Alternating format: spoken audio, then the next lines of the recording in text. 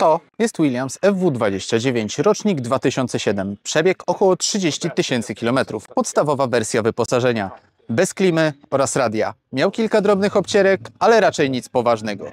Dziś dowiemy się, jak to jest mieć używany bolid Formuły 1. Oczywiście mimo bycia zającem, to jestem jeszcze trochę za cienki w uszach na takie zabawki, więc ten bolid nie jest mój. Jest ze mną jednak Juha Rajamaki, mistrz skandynawskiej Formuły 3, który zaliczył nawet testy w Formule 1 z zespołem Arrows. Tak się składa, że Williams jest jego firmowym samochodem, z którego korzysta nie tylko on, ale także amatorzy. Mój rozmówca ogarnia więc temat i zaraz zdradzi nam wszystko, co trzeba wiedzieć przed zakupem takiego samochodu. Jak kupuje się bolid Formuły 1?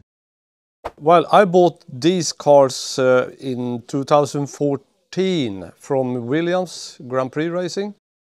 That was that time when Frank Williams was still alive, you know. And I bought 3 cars.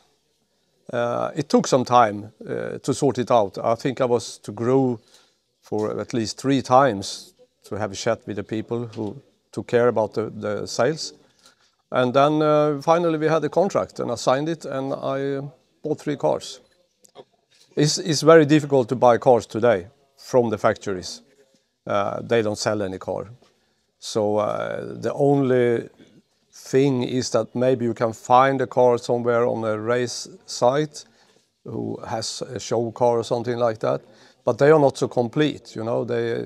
They of course didn't have any engine because these cars I have, they didn't have any engine either because they were equipped with Toyota V8 in that time. But those engines belonged to Toyota, so Williams didn't own the engines. They just leased them, you know. But if you buy a car, as I said, on the internet, if you find one on a race site, then it's a car without, it's an empty gearbox, for instance, no brakes. No dampers. It's very complicated to get that car running.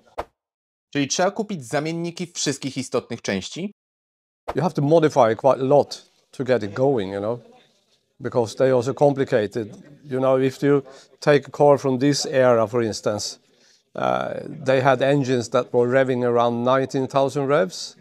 And if you take a car like that, you can't use it for what we are using the car for, to let amateurs have a tryout. Because they don't go below 10,000 revs. It makes life very difficult. So we have made some modification on the type of engine we are using from Judds today, 3.5 liter version. And it's easier to drive on lower revs actually.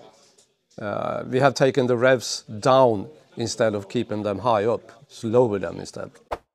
Czy da się kupić oryginalny wyścigowy silnik? It is possible, but if you do that, there is nobody around who have parts for the engine to rebuild it or to get it going. That's the problem. Czy któryś z obecnych producentów wciąż robi silniki V8? They completely stopped, you know, because they are running the hybrid engines in the V6 turbo version today, and these engines they are out.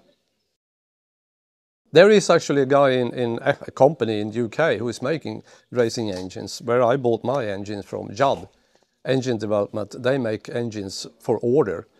I ordered a V10 for a project I have in Sweden now, which is going to be ready for the autumn this year for testing. It's a V10 Grand Prix version engine. So you can buy actually a V8. They are building the V8 after your own wishing, how you want to have it, you know. W Bosch GP nadal w użyciu jest silnik Coswortha. That's older version of Cosworth engines. There is no new ones to buy anymore. There was a guy who had like 3 or 4 V10 Cosworth engines, and he had them going by a guy who prepared them for him. But these are very expensive to run, and I'm not so sure if he's competing in the Bosch GP anymore. Jak bardzo trzeba było zmodyfikować bolid, żeby włożyć do niego inny silnik? It's quite a lot actually. You have to do that to start with the engine mounting in the front of the engine, where you bolt it into the tub, in the face of the tub, you know, the monocoque. And then you have to make a spacer to fit the gearbox into it. And you have to do all the piping, the housing for water, the oil, the fuel. It's lots of hours to have one made. Ilu silników potrzeba na sezon jazdy? I don't need many engines for that. I don't have any spare engine. I have the same engines in all these cars. And they run for Approximately over a season, we are talking about maybe 40 hours in the speed that the clients are driving. Some clients are driving a little bit harder than most of the people are so scared that they can't run the engine in maximum power. So approximately 40 hours, and then you have to rebuild the engine. Co z częściami zamiennymi? Da się kupić zawieszenie albo skrzydła? You can't buy them. When I bought this package with 3 cars, I sold 1 car, so I financed my own cars. Then I had all the wishbones in spare, pushrod, wishbones, front nose, rear wing, wishbone parts in spare. I haven't had so far any big accidents, only some spins. I think we lost the rear wheel once and 1 top wishbone and damaged the rear wing. That's all we had throughout the years. The cars are very good to drive, very safe, and we use good tires on the car to make them more easier to drive. A gdyby jednak doszło do wypadku? I have a spare car, so I take that, and then I have to try to sort out where I can find the parts for it. Many parts you can manufacture, you can have them made, you know. These are very difficult to have made because these are in carbon, and it's not that easy. It's very expensive. Otherwise, most of the mechanical bits in the gearbox you can have made. There are companies in UK who is making gear ratios. They're making bevel gears, final drives. I have made lots of bits from UK to fit my gearboxes.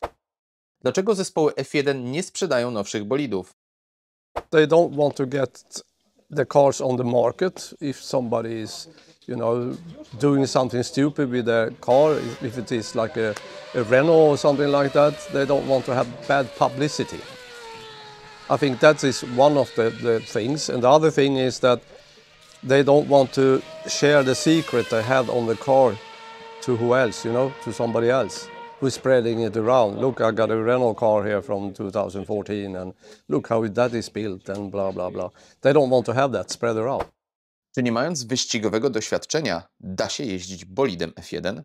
It's not that complicated. It's that you don't give too much throttle before you have all the wheels in the straight position. If you go too hard on the throttle in the middle of the corner, you will lose the back and pine.